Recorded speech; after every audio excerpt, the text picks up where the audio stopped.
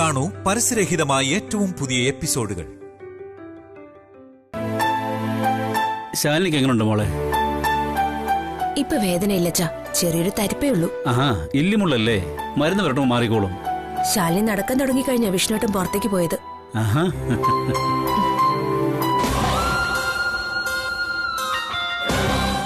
അച്ഛന് ചായയോ മറ്റോ വേണോ?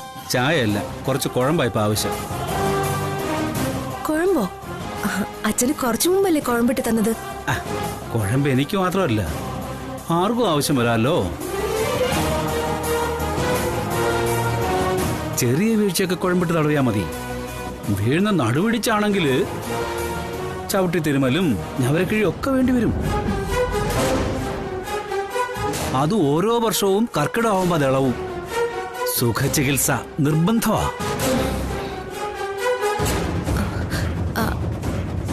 ഇതിപ്പോ കർക്കിടകത്തിൽ മാത്രമല്ല, മൊത്ത സമയം ഇളക്കോ. ഒരു ഫുൾ ബോഡി ചെക്കപ്പ് നല്ലതാ. അക്കൂട്ടത്തിൽ തല ഉൾപ്പെടുമല്ലോ. മൈ ഫുഡ് പറഞ്ഞു പറഞ്ഞെങ്കിൽ കേറല്ലേ. ഞാനും എന്റെ രീതിയിൽ റിയാക്ട് ചെയ്യും. സുസ്മിതേ, നിന്റെ അച്ഛനേക്കാൾ പ്രായമുണ്ട് എനിക്ക്, അത്ര തന്നെ അനുഭവപരിചയവും ഉണ്ട്. അതുകൊണ്ട് പറയാ, നീ കാണിക്കുന്നതെല്ലാം ബോധക്കേടാ സുസ്മിതേ. ഒരു പുരുഷൻ ഒരു പെണ്ണിന്റെ കഴുത്തിൽ താലി കെട്ടിയാ അത് ആജീവനാന്ത ബന്ധമാ. ഭാര്യ ഭർത്താക്കന്മാർക്കിടയിൽ പിണക്കങ്ങളും ഇണക്കങ്ങളും ഒക്കെ ഉണ്ടായിരുന്നിരിക്കും. അത് വെച്ചവരെ പിണക്കാനോ അതിനിടയിൽ മുതലെടുപ്പ് നടത്താനോ ഒക്കെ ശ്രമിക്കുന്നവര് പരിഹാസ്യരാവുകയുള്ളൂ. ആടുകളെ തമ്മിലടിപ്പിച്ച് ചോര കുടിക്കാൻ ശ്രമിച്ച കുറുക്കന്റെ കഥ ഓർമ്മയുണ്ടാവുമല്ലോ. ആ ഒരു അവസ്ഥ നിനക്കുണ്ടാവുന്നതിന് മുമ്പേ മടങ്ങി പോ സുസ്മിതേ, നീ നിന്റെ വീട്ടിലേക്ക്. മനസ്സിലായി എനിക്ക് എല്ലാവരുടെയും മനസ്സിലിരിപ്പ്. പക്ഷെ ഒന്നോർത്തോ, സുസ്മിതയെ അങ്ങനെയൊന്നും തോൽപ്പിക്കാനാവില്ല. ഇറങ്ങി തിരിച്ചിട്ടുണ്ടെങ്കിൽ ലക്ഷ്യം നേടിയടങ്ങും. ഇതിനുള്ള മറുപടി തരുന്നുണ്ട് ഞാൻ. നീ എന്താ ആലോചിക്കുന്നെ?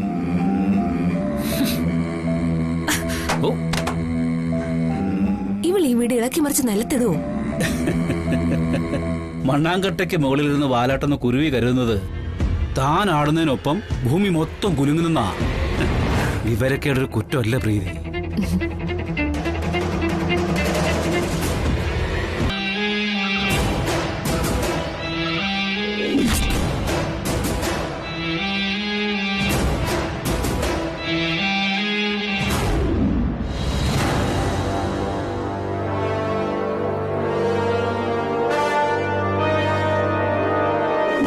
വേറെ ആണുങ്ങളെ ആരെയും ഞാൻ കെട്ടിപ്പിടിച്ചില്ല. ഇതെന്റെ ഭർത്താവാ.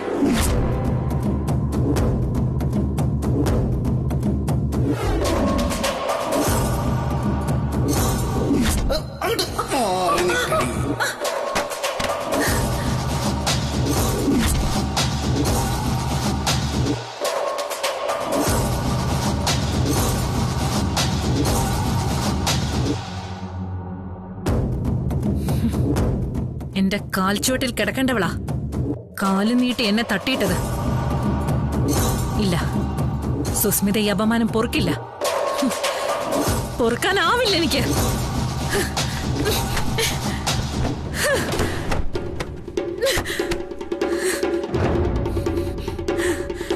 നീ വിഷ്ണുവേട്ടനെ കെട്ടിപ്പിടിക്കുമല്ലേടി?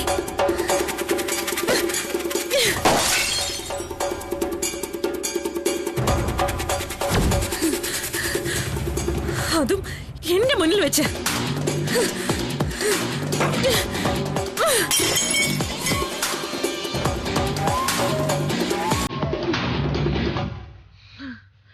പ്രീതി, എന്താ ചെന്ന് നോക്കിയേ?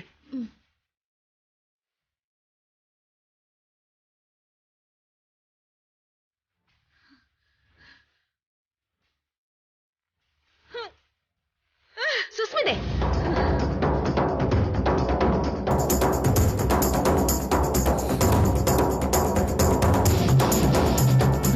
എന്താ എന്താ ഇവിടെ? നിങ്ങൾക്കൊക്കെ സുസ്മിത പരിഹാസം അല്ലേ?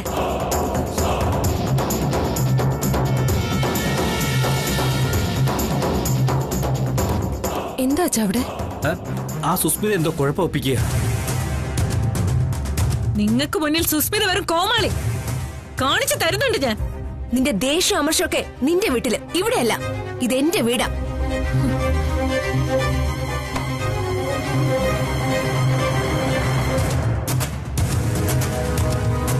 നിന്റെ വീട് അല്ലടി.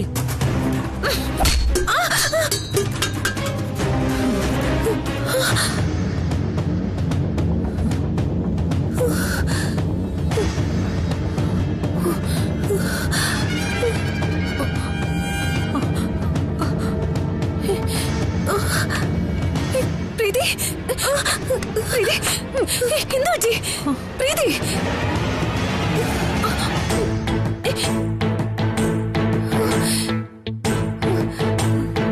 പ്രീതി, പ്രീതി, പ്രീതി, പ്രീതി, പ്രീതി, എന്താ സുസ്മിതയെ കാണിച്ചേ?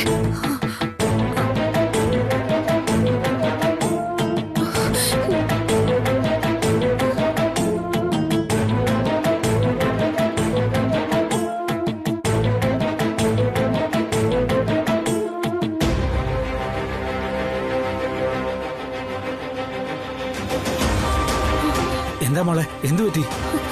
സുസ്മിത എറിഞ്ഞ ഫ്ലവർ വേസ് കൊണ്ട് പ്രീതിയുടെ നെറ്റി മുറിഞ്ഞു. ബോധം പോയിരിക്കുക. നമുക്ക് ഉടനെ ഹോസ്പിറ്റലിൽ കൊണ്ടുപോകണം. ഞാൻ ഡ്രൈവറോട് കാർ ഇറക്കാൻ പറയാം. ശാലിനി, ഹോസ്പിറ്റലൊന്നും കൊണ്ടുപോകണ്ട.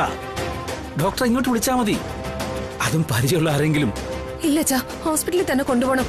കുറച്ച് ദിവസമായിട്ട് പ്രീതിക്ക് എന്തോ വയ്യായികയുണ്ട്. ഒരു ജനറൽ ചെക്കപ്പ് നടത്താലോ. ഞാൻ ഡ്രൈവറോട് കാർ ഇറക്കാൻ പറയാം. ഏയ്, വേണ്ടെന്ന് പറഞ്ഞാ വേണ്ട. അനുസരിച്ചോ നീയോ?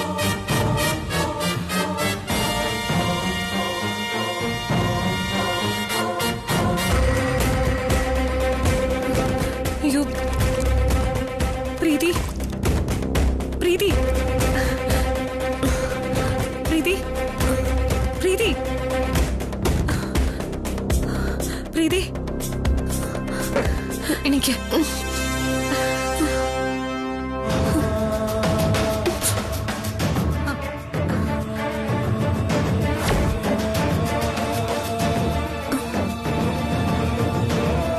സോറി പ്രീതി, പെട്ടെന്നുള്ള ദേഷ്യത്തിൽ ഞാൻ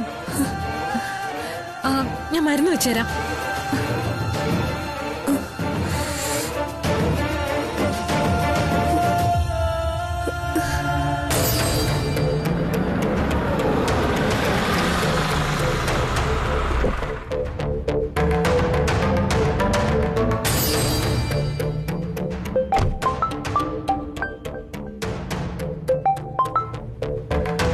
ഹലോ,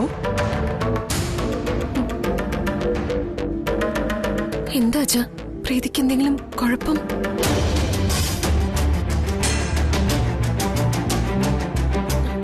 അച്ഛാ, അച്ഛൻ എന്താ ഒന്നും പറയാത്തെ? അത് പറയാനുള്ള അവകാശം അച്ഛനില്ല മോളെ.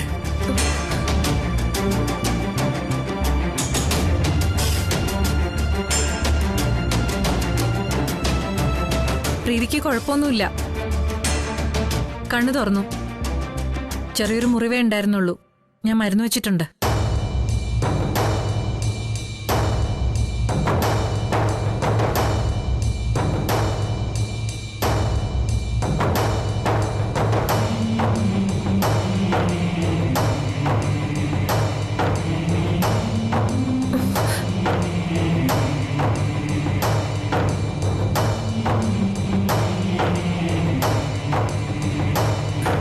നിനക്കിത് എന്തിന്റെ കേടാ സുസ്മിതേ? Sorry uncle.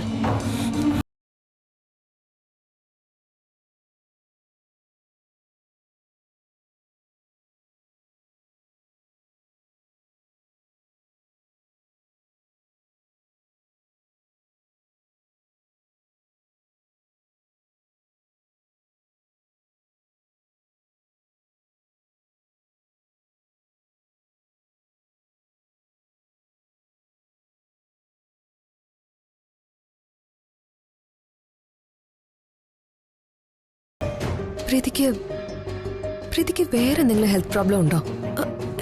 എനിക്കെന്ത് പ്രോബ്ലം? ഇടയ്ക്കിടെ ഛർദിക്കുന്നത് കാണാം. പിന്നെ മിക്കപ്പോഴും തലചുറ്റലും.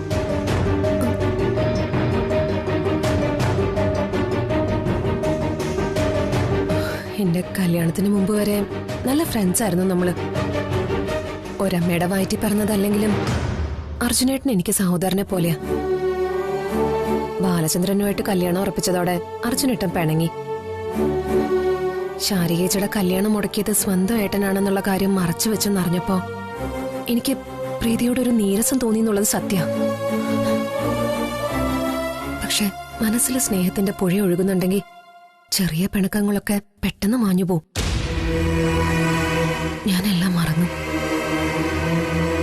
പ്രീതി അതൊക്കെ എപ്പോഴും മനസ്സിൽ സൂക്ഷിക്കുകയാണെങ്കിൽ എന്റെ ചോദ്യത്തിന് മറുപടി പറയണമെന്നില്ല.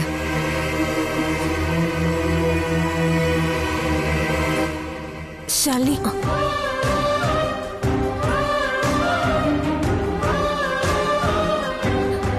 നിന്നോടെനിക്ക് ഒന്നും ഒളിക്കാനില്ല.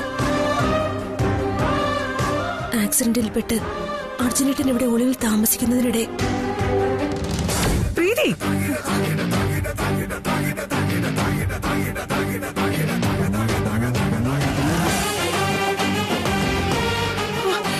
ഞാൻ അറിയാതെ എന്തൊക്കെയാ ഇവിടെ നടക്കുന്നത്? പ്രീതി, നിന്നോടാ ചോദിച്ചത്. അത് അമ്മ ഞാൻ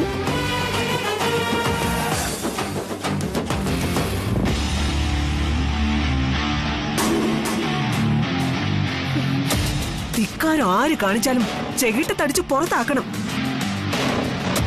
ദേ, സത്യഭാമയുടെ മോളാ നീ.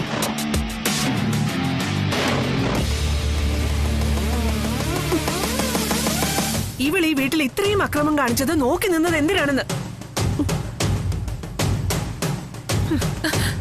നിനക്ക് ഇത്രയും ദേഷ്യം വരാനുള്ള കാരണം കൂടി എനിക്കറിയണം. വിഷ്ണുവേട്ടൻ ഇവളെ കയ്യിലെടുത്തോണ്ട് വരുന്നത് കണ്ടപ്പോ സഹിച്ചില്ല എനിക്ക്. പിന്നെന്റെ പിടിവിട്ടുപോയി. വിഷ്ണുവേട്ട കയ്യിലെടുത്തോണ്ട് വന്നത് ഏട്ടന്റെ ഭാര്യ. അത് നീയായിട്ട് എന്താ ബന്ധം?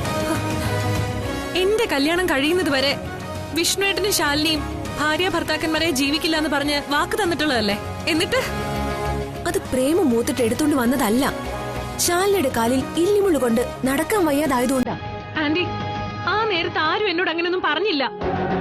ഞാൻ ഈ വീട്ടിൽ നിന്ന് വെറുതെ സമയം പാഴാക്കുകയാണെന്ന് തോന്നിയപ്പോ എനിക്കെന്തോ ബാധ കയറിയതുപോലെ തോന്നി. ഒരു കാര്യം വ്യക്തമായി ഞാൻ നിന്നോട് പറഞ്ഞേക്കാം. ഇനി ഒരു വട്ടം കൂടി നീ ഇങ്ങനെ എന്തെങ്കിലും പ്രവർത്തിച്ചാ പിന്നെ നിനക്ക് ഈ വീട്ടിൽ നിൽക്കേണ്ടി വരില്ല. ഞാൻ തന്നെ പുറത്താക്കും നിന്നെ.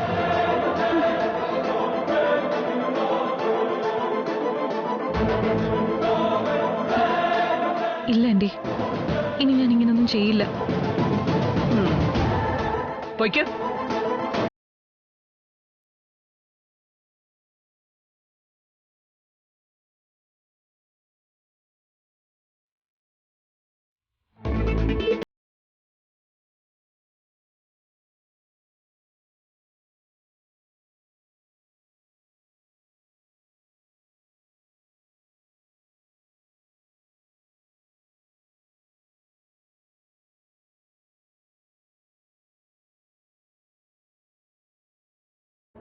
നിനക്ക് കുഴപ്പമൊന്നുമില്ലല്ലോ? ഇല്ലമ്മേ. തലവേദനയും മറ്റും ഉണ്ടെങ്കിൽ ഹോസ്പിറ്റലിൽ പോകണം. വേണ്ടമ്മേ, ഒരു ചെറിയ മുറിവേ ഉള്ളൂ.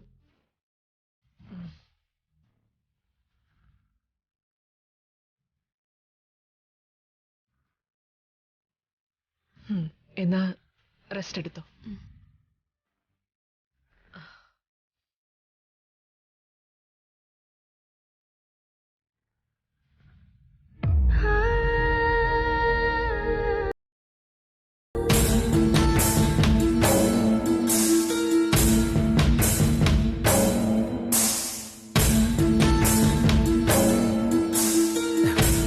എന്താ ഭാമ ഇവിടെ നടക്കുന്നതൊക്കെ?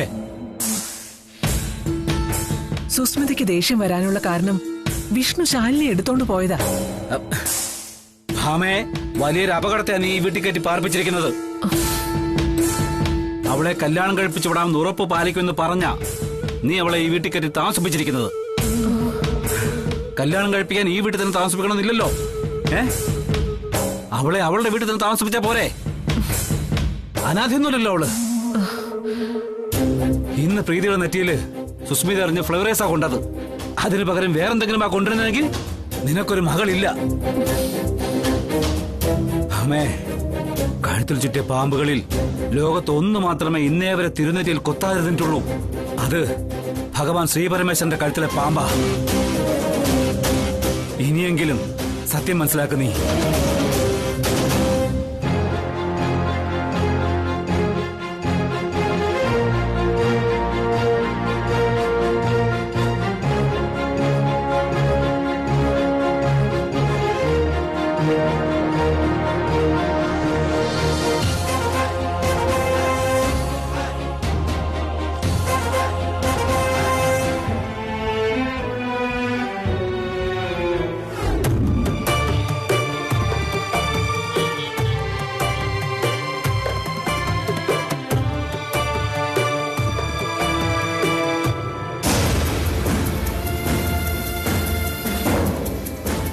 കൃഷ്ണൻകുട്ടിയേട്ടൻ അങ്ങനെ ഒരു വാക്ക് അവനോട് വാങ്ങിച്ച നന്നായി. അതിനൊരവസരം കിട്ടണേന്നുള്ള പ്രാർത്ഥനയിലായിരുന്നു ഞാൻ. ആ പ്രാർത്ഥന ഫലിച്ചിട്ടാവും നിനക്കിപ്പോ ഹാർട്ട് അറ്റാക്ക് വന്നത്. ചങ്കിക്കൊള്ളുന്ന വർത്താനം പറയാതെ കൃഷ്ണൻകുട്ടിച്ചേട്ടാ, ഇതിനകത്ത് കേറിയ പിന്നെ ആകെ ഒരു ആദിയാ. നീ വിഷമിക്കാതെ, നല്ല കുറവുണ്ടെന്നല്ലേ ഡോക്ടർ പറഞ്ഞത്. ചിലപ്പോ ഇന്ന് തന്നെ ഡിസ്ചാർജ് തന്നേക്കും. ഈ ഐസിയുന്നോ? ICU എന്നൊക്കെ പറയുന്നത് കാശ് പിഴിയാൻ വേണ്ടിയുള്ള ഓരോ സംവിധാനം അല്ലേ വിജയ്? അല്ലാതെ നിനക്കെന്തെങ്കിലും കാര്യമായിട്ടുള്ള അസുഖം ഉണ്ടായിട്ടാണോ? ആ, ഹൃദയത്തിന്റെ കാര്യമായതുകൊണ്ട് അവര് പറയുന്നത് കേൾക്കാതിരിക്കാനും വയ്യ. ഹാർട്ട് അറ്റാക്ക് വന്നപ്പോഴാ നിനക്ക് ഹൃദയമുണ്ടെന്ന് എനിക്ക് ബോധ്യപ്പെട്ടത്. അല്ല, നമ്മളങ്ങനെ ഹൃദയത്തെ പറ്റിയൊന്നും എപ്പോഴും ആലോചിക്കാറൊന്നും ഇല്ലല്ലോ. എന്റേതത്ര തങ്കപ്പെട്ട ഹൃദയമൊന്നുമല്ല. ഒരുപാട് കഷ്ടപ്പെട്ട ഞാൻ എന്റെ മോനെ കോളേജ് വാദ്യരാക്കിയത്. അവനെ ഒരു പടുകുഴിയിലേക്കോ പൊട്ടക്കിണറ്റിലേക്കോ തള്ളിയിടാൻ ഇത്തിരി ബുദ്ധിമുട്ടുണ്ട് എനിക്ക്. ചായക്കടക്കാരിയുടെ മോളല്ല, സ്വർണ്ണക്കടക്കാരന്റെ മോള് തന്നെയാ എന്റെ മരുമോളായി വരേണ്ടത്. മഹാറാണി ജുവലേഴ്സിലെ സ്വർണം മുഴുവൻ ഞാൻ എന്റെ ദേഹത്ത് ഇട്ടോണ്ട് നിൽക്കുന്നത് ഒന്ന് ആലോചിച്ചു നോക്കിയേ കൃഷ്ണൻകുട്ടി ചേട്ടാ. അതിട്ടോണ്ട് ഞാനൊരു വെലസ്.